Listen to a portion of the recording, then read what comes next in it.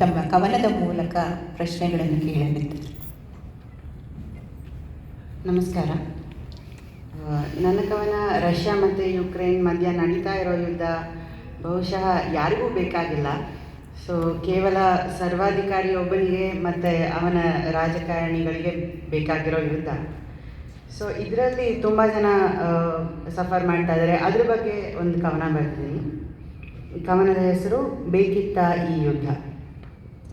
ಕೊರೆಯುವ ಚಳಿಯಲ್ಲಿ ಪುಟ್ಟ ಹೆಜ್ಜೆಯ ನಿಡುತ್ತಾ ಸಣ್ಣ ಚೀಲವ ಹಿಡಿದು 100 ಮೈಲಿಯ ಸಾಗಿದ ತಾಯಿಯ ಬೆಚ್ಚಗಿನ ಅಪ್ಪುಗೆಯ ನೆನೆಯುತ್ತಾ ಅಳುತ್ತಾ ಮುನ್ನಡೆದ 11 ಪ್ರಾಯದ ಬಾಲಕನಿಗೆ ಬೇಕಿತ್ತ ಈ ಯುದ್ಧ.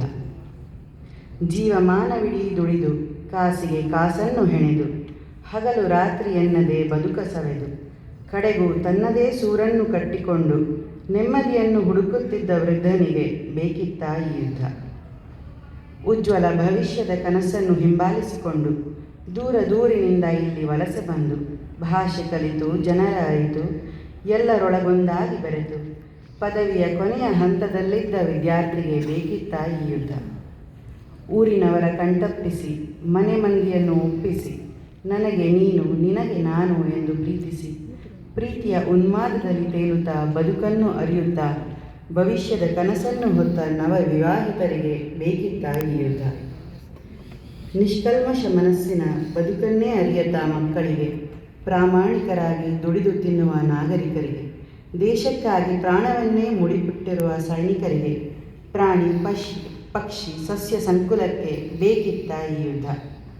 ಕೇವಲ ಸರ್ವಾಧಿಕಾರಿಯೊಬ್ಬನ ದುರಾಸೆಗೆ ಆತನಿಗೆ ಹೆದರುವ ಗುಲಾಮರಿಗೆ ಬೇರೆಯವರ ಚಿತೆಯಲ್ಲಿ ಮೈ ಬಿಸಿ ಮಾಡಿಕೊಳ್ಳುವ ರಾಜಕಾರಣಿಗಳಿಗೆ ಮಾನವೀಯತೆಯ ಮರೆತ ಮೃಗಗಳಿಗೆ ಮಾತ್ರ ಬೇಕಿತ್ತು ಯುದ್ಧ. ಇಂತಹ ಮೃಗಗಳಿಗೆ ಮಾತ್ರ ಬೇಕಿತ್ತು ಈ ಯುದ್ಧ. ಧನ್ಯವಾದಗಳು. ಧನ್ಯವಾದ ಲಾವಣ್ಯ ಅವರೇ.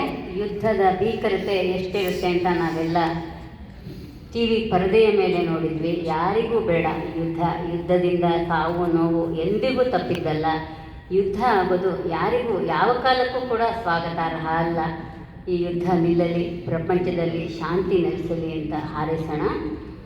ಈಗ